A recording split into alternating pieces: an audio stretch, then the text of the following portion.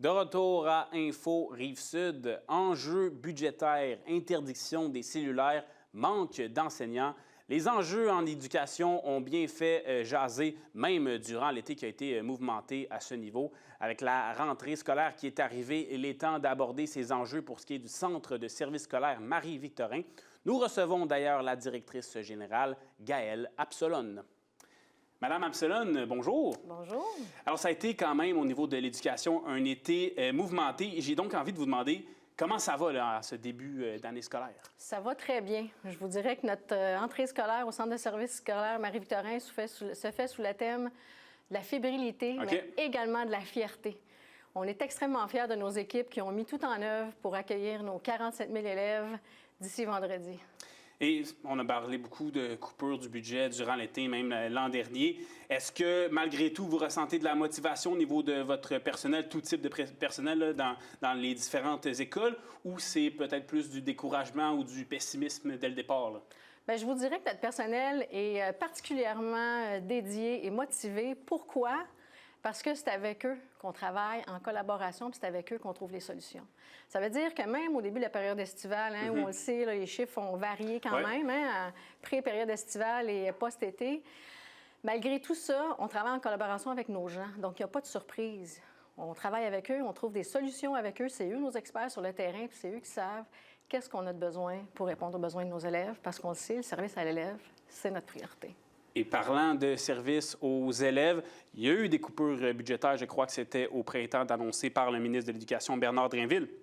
Mais en juillet dernier, il a annoncé une réinjection de 540 millions de dollars pour les écoles au Québec, destinée spécifiquement là, aux services aux élèves. Ça vous aide beaucoup, ça, j'imagine?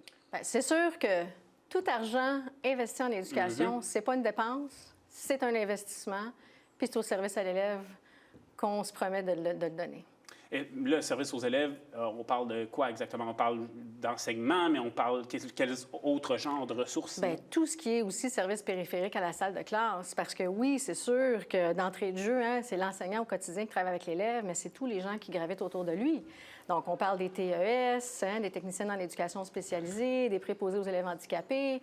On parle de nos professionnels. D'ailleurs, on est comblé en termes de professionnels, puisque en termes de recrutement, là, il n'y a plus de postes à combler à ce niveau-là. Il reste quelques postes au niveau enseignant et soutien, mais je vous dirais que la ligne d'arrivée, là, on est non seulement très près, là, mais on va y toucher là, dans quelques instants. Alors, on est très, très fiers. Je parlais de fierté, là. Oui. Je vous dirais que le fruit de nos efforts, là, bien, on le voit, puis on est de loin en bien meilleure posture qu'à cette date-ci l'année dernière. Vous me dites quelques postes à combler en enseignement. On parle de combien? Là? Est-ce qu'on parle de centaines? Écoutez, nous, là, on a tout près de 5 800, 6 000 membres du personnel, là, au niveau de notre personnel au complet. Puis, je vous dirais là, qu'on est autour là, de moins de 1,4 % pour la rentrée. OK, donc quand même, c'est pas si pire comme chiffre de ce que j'en comprends. Tout à fait. Et là, j'ai parlé d'argent aussi qui a été réinvesti. Le budget avec lequel vous devez opérer par rapport aux années précédentes, est-ce que vous êtes à l'aise avec l'argent que vous avez à votre disposition? Bien, c'est certain que nous, notre objectif, là, c'est de prendre cet argent-là puis d'offrir le meilleur service possible parce qu'ultimement, notre mission, c'est la réussite éducative de nos élèves. Donc, on va tout déployer en équipe pour être capable d'y arriver. Au niveau des infrastructures aussi, on a parlé beaucoup de vétusté des écoles dans bien des régions au Québec. Est-ce que c'est le cas dans les écoles du Centre de services scolaires Marie-Victorin? Bien, je vous dirais qu'on est particulièrement fiers parce que, d'ailleurs, l'été qui vient tout juste de passer, ça a été probablement, là, dans toute l'histoire de notre centre de services scolaires, l'été le plus occupé en termes de travaux. Réparation. Projets, réparation, ajout d'espace. Quand je vous parle d'ajout d'espace, je vous parle tant de construction de nouvelles écoles, agrandissement, unité modulaire. Donc, il faut qu'on crée de la place parce qu'on va être en mesure d'accueillir l'ensemble de tous nos élèves. Il y a aussi eu beaucoup de propos qui se sont dits par rapport aux enjeux de ventilation. Est-ce que tout ça est réglé de votre côté? Les élèves n'ont pas à souffrir de la chaleur en pleine canicule? Bien, écoutez, il y a plusieurs mesures d'atténuation qu'on met en place. Ce n'est pas la première et la dernière année qu'on va vivre des canicules. Oui. Donc, on est habitué de faire face. On a des mesures d'atténuation qui se mettent en place dans l'ensemble de nos écoles. Puis c'est sûr que des avantages qu'on a quand on est en croissance de clientèle, il y a beaucoup de nouveaux espaces qui se rajoutent. Et dans tous nos nouveaux espaces, bien, c'est climatisé. Donc, même si ce n'est pas l'entièreté de l'école qui l'est, il y a toujours un petit coin à quelque part qui l'est. Donc, ça permet quand même, là, dans des cas extrêmes, d'être capable, c'est le cas de le dire dans ce cas-ci, de se donner de l'air. On a parlé de services aux élèves, que les ressources étaient quand même assez correctes à ce niveau-là tout à l'heure. Au niveau des autres ressources, là, au niveau dans les écoles eux-mêmes, de gestion administrative peut-être, est-ce que ça va bien à ce niveau-là? Ça va très bien. OK. Je vous dis, on est très fébrile, mais on est très fiers. L'ensemble de toutes les mesures qu'on met en place portent fruit.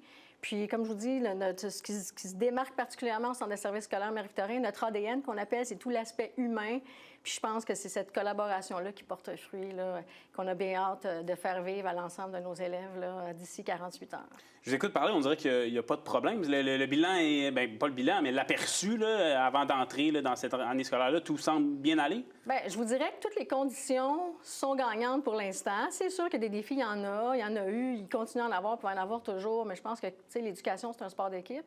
Puis quand on travaille ensemble avec notre monde, je pense qu'on est prêt à faire face, même aux périodes les plus venteuses. Bien, en terminant, peut-être un petit mot sur l'interdiction des cellulaires. Si je comprends bien, ce sont chaque école elle-même qui vont décider de l'approche pour gérer cette situation-là. C'est bien ça? Bien, c'est eux qui vont mettre en application à leur couleur locale, hein, parce qu'on croit au principe de subsidiarité, puis les meilleures décisions sont prises quand on parle de l'élève, des gens qui sont plus près autour d'eux. Donc, pour nous, là, la phase 2, que moi j'appelle des cellulaires, la phase 1, on l'a vécu il y a 1 an et demi, 2 ans. Bon, on est complètement en continuité là, dans cette phase-là, dans nos établissements, puis on fait confiance à notre monde.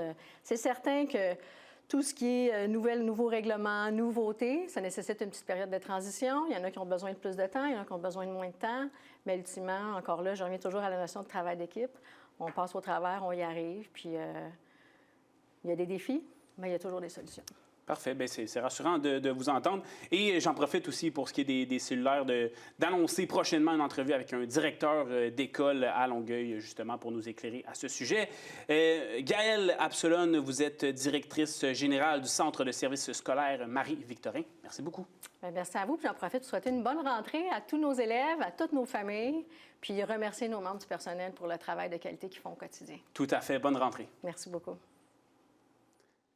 Après la pause à Info Rive-Sud, la rentrée scolaire, c'est cette semaine. C'est pourquoi on reste dans cette thématique, puisqu'on aborde une mobilisation qui avait lieu ce jeudi matin en lien avec les compressions budgétaires en éducation. Restez là.